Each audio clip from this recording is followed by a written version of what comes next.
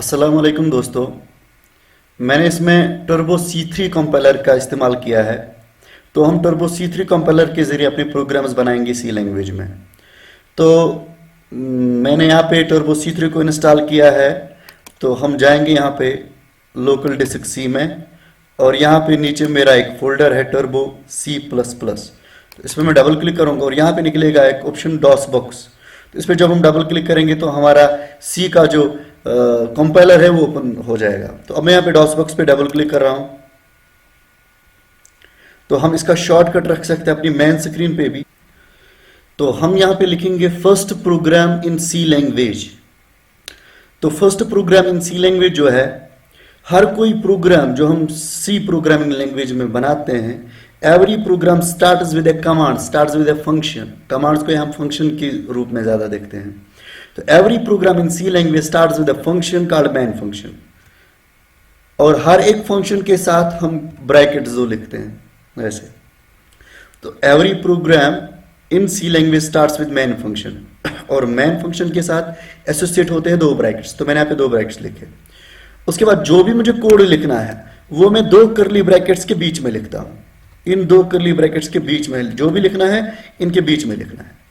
For example, अगर मैं चाहता हूं स्क्रीन पे निकलना चाहिए कुछ टेक्स्ट, तो स्क्रीन पे कोई टेक्स्ट लिखने के लिए मैं क्या काम करूंगा मैं यहाँ पे कमांड लिखूंगा प्रिंट एफ, PRINT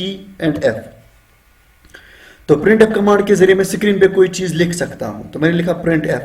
अब क्योंकि हर एक जितनी भी कमांड्स होते हैं उनके साथ दो ब्रैकेट्स होती हैं, तो अब मैं यहां पे भी दो ब्रैकेट्स का इस्तेमाल करूंगा। सो प्रिंट एफ। उसके बाद यहां पे मैं क्या काम कर दूंगा, मैं यहां पे लिखूंगा सपोज हेलो। तो मैंने यहां पे लिखा हेलो, लेकिन ये हेलो जो है, इसको जो लैंग्वेज है, जो कंपाइलर है, अगर मुझे इस कंपाइलर को बोलना है कि हेलो जो ये नॉर्मल टेक्स्ट है और कोई कमांड वमांड को कुछ खास नहीं है, ये सिंपल टेक्स्ट है ये हेलो, तो इसीलिए हम इसको डबल कोट्स में लिखते हैं। तो डबल कोट्स से कंप्यूटर को पता चलता है कि ये सिंपल टेक्स्ट है जब मैं इसको डबल कोट्स के अंदर लिखता हूं। और जो सिंपल टेक्स्ट होता है उसको हम यहां पे स्ट्रिंग भी बोलते हैं, स्ट्रिंग। तो प्रिंट एफ के जरिए मैं स्क्रीन पे कोई चीज कोई प्रिंट आउट निकाल दूंगा। और ऐसे ही सपोज कर दो मेरे पास 2 या 3 लाइन्स होंगी कमांड्स की, तो अगर मैं 3 कमांड्स को एक ही लाइन में लिख दूं ये प्रोग्राम तब भी चलेगा। क्यों? क्योंकि ये जब प्रोग्राम जाता है प्रोसेसिंग के लिए, प्री कंपाइलिंग में क्या चीज हो जाता है, एंटर्स, वाइट स्पेसेस, सारी चीजें रिमूव हो जाती हैं। तो it is as if it is on the single line. तो इसीलिए जब आप प्रिंट एफ हेलो लिखते हो तो कैसे कंप्यूटर को पता चलेगा नेक्स्ट लाइन है, क्योंकि एंटर तो रिमूव हो जाएगा बाद में। तो इस कंप्यूटर को कैसे पता चलेगा कि एंटर है, यहाँ पे लाइन एंड हो रही है, लाइन टर्मिनेट हो रही है, एंड हो रही है। तो हम एंड रिप्रेजेंट करने के लिए सेमीकोलन का इस्तेमाल करते हैं। तो सेमीकोलन से हमें पता चलता है कि हमारा प्रोग्राम में जो हमने लाइन इस्तेमाल की, ये लाइन यहाँ पे एंड हो रही है। इसीलिए हम इस सेमीकोलन को बोलते हैं टर्मिनेटर। तो इस सेमीकोलन को हम बोलते हैं टर्मिनेटर। तो साइड पे मैं यहाँ पे लिखूंगा terminator. So we have used terminator. So print f hello. So print f hello जो है, ये कमांड स्क्रीन पे निकालेगी कुछ टेक्स्ट प्रिंट आउट। लेकिन जब मैं इस प्रोग्राम को रन कर दूंगा, सपोज कर दो मैं रन पे जाऊंगा Alt R और उसके बाद रन यानी कि Ctrl F9 या सीधे एंटर कर दूंगा, तो जब ये रन हो जाएगा, ये रन भी हो जाएगा और प्रोग्राम क्लोज भी हो जाएगा, मुझे दिखाई नहीं देगा कुछ। प्रोग्राम चला भी, रन भी हो गया, और प्रोग्राम बाद में जो मुझे आउटपुट देखना था वो स्क्रीन पे आ गया, और उसके बाद बंद भी होगा, मुझे दिखाई नहीं दिया। क्यों नहीं दिखाई दिया? Because computer work is in nano second. इसने नैनो सेकंड में स्क्रीन फ्लैश कर दी, उसके बाद क्या काम कर दिया, उसके बाद वापस से अपने प्रोग्राम पे आ गया। तो इसीलिए जब भी मैं चाहता हूं प्रोग्राम जो है ये रुकना चाहिए कुछ टाइम, तो उसके लिए स्क्रीन को रोकने के लिए हेलो प्रिंट आउट देने के बाद स्क्रीन कुछ टाइम के लिए रुकनी चाहिए। अब मैं उसके लिए क्या काम करूंगा, मैं यहां पे कमांड करूंगा इस्तेमाल गेट ch का काम कुछ और होता है, लेकिन हम यहां पे इस्तेमाल करेंगे इसको स्क्रीन को रोकने के लिए। तो हो गई 2 कमांड्स। अब अगर मैं इसको इस्तेमाल करूं, यहां पे शॉर्टकट की Ctrl F9 भी इस्तेमाल कर सकता हूं, या तो मैं Alt R और फिर रन को इस्तेमाल करूंगा। तो यहां पे देखो ऑलरेडी यहां पे बहुत सारी चीजें हैं, और साथ साथ हमें यहां पे कुछ दिखाई दे रहा है, drive C is mounted as, और उसके बाद नीचे हमें 2 बार हेलो दिखाई दिया। 2 बार क्यों? क्योंकि पहले 1 बार रन हो गया था प्रोग्राम, फिर दूसरी बार हो गया था प्रोग्राम रन। तो एक चीज आप यहां पे नोटिस कर सकते हो कि पुराना जो भी चीज आप प्रोग्राम के जरिए जो भी चीज आपने देखा है, जो भी चीज आपने किया है, जो भी काम, जो भी स्क्रीन पे था, वो उधर का उधर ही रहता है। फॉर एग्जांपल अगर मैं नए से प्रोग्राम को रन कर दूं, ये यहाँ पे और एक हेलो लिखेगा और पुराना जो टेक्स्ट है उसको उधर ही रखेगा। अब मैं चाहता हूं नहीं, ये पुराना वाला क्लियर करना चाहिए। अब पहले फिर से देखेंगे, फिर से मैं रन कर दूंगा, कंट्रोल F9 में कर दूंगा, फिर से ट्राई कर दूंगा, तो देखो इसने तीसरा हेलो भी लिख दिया। तो पुराना जो टेक्स्ट था वो उधर ही रह गया। अब मैं क्या काम कर दूंगा, जब भी प्रोग्राम में मुझे कुछ टेक्स्ट लिखना हो, सपोज कर दो एक टीचर है, वो आ गया, उसने बोर्ड पे लिखना शुरू कर दिया, दूसरे दिन आ गया, फिर उसी बोर्ड पे लिखना शुरू कर दिया, तो वो अगर रब बोर्ड नहीं करेगा तो वो हमारा जो भी व्हाइट बोर्ड होगा तो वो पूरा खराब हो जाएगा। इसीलिए जब भी हम प्रोग्राम लिखेंगे, प्रिंट लिखेंगे, हेलो अगर मुझे स्क्रीन पे लिखना है, हेलो लिखने से पहले मुझे जरूरी काम करना है कि स्क्रीन मुझे पहले साफ करनी है, उसके बाद हेलो लिखना है।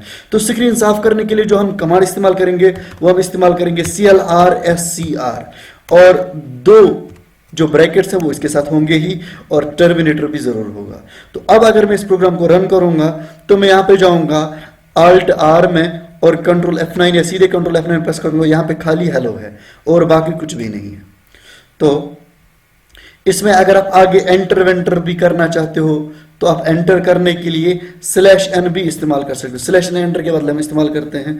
तो अगर आप बहुत सारे /n इस्तेमाल कर दो तो यहाँ पे इसके जरिए एंटर हो जाएगा /n के जरिए, और आपका जो हेलो है वो नीचे बहुत सारी लाइन्स के बाद आएगा, 3 लाइन्स के बाद आ गया, क्योंकि मैंने /n 3 बार लिखा। अब जब मैं प्रोग्राम को रन करूंगा, मैं फिर से Alt R का इस्तेमाल करूंगा या कंट्रोल F9 का इस्तेमाल करूंगा तो हेलो नीचे आ गया।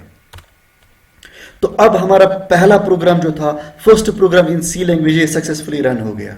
लेकिन अगर आप पहले प्रोग्राम लिखोगे टर्बो C++ में और आप इसके ऊपर #include stdio.h नहीं लिखोगे, #include conio.h नहीं लिखोगे, तो आपका प्रोग्राम बिल्कुल भी रन नहीं होगा। क्यों नहीं रन होगा? क्योंकि जब हम नॉर्मली फाइल को ओपन करते हैं, जब मैं अपनी फाइल को फाइल को जब मैं ओपन करूंगा, इसी कंपाइलर को जब मैं ओपन करूंगा, मेरा इसके ऊपर जब आप देखोगे नाम आ रहा है rr.c, क्योंकि मैंने इसको ऑलरेडी सेव करके रखा है। जब आप इसको ओपन करोगे आपको आता है यूजुअली, क्योंकि जब भी हम स्टार्ट करते हैं तो ऊपर आता है no name 000.cpp। तो no name 000.cpp का मतलब ये है कि ये C++ का प्रोग्राम है। तो C++ प्रोग्राम में अगर आपको ये कोड लिखनी है तो वहां पे #include stdio.h लिखना जरूरी है, #include conio.h लिखना जरूरी है। लेकिन यहाँ पे मुझे जरूरत ही नहीं पड़ी। क्यों? क्योंकि मैंने यहाँ पे फाइल को सेव किया था एज rr.c, इसीलिए मुझे #include लिखने की जरूरत नहीं पड़ी।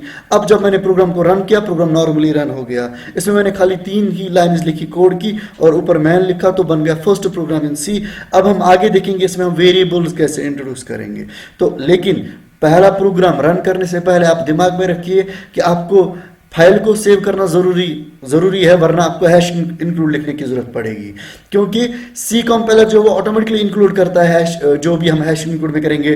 फॉर एग्जांपल अगर मैंने इंक्लूड की है फाइल stdio.h, तो C प्रोग्राम में अगर .c से मैंने सेव किया तो ऑटोमेटिकली इंक्लूड करेगा stdio.h, ये ऑटोमेटिकली इंक्लूड करेगा conio.h, क्योंकि उसको पता है ये फाइल्स इंक्लूड करनी है। लेकिन अगर मैंने .c में नहीं सेव किया है, .cpp में सेव किया है, तो इसको वो फाइल्स ढूंढने की जरूरत पड़ेगी, क्योंकि कोई और कंपाइलर आप यूज कर रहे हो। तो आज के लिए इतना ही, कल हम सीखेंगे वेरिएबल्स का इस्तेमाल।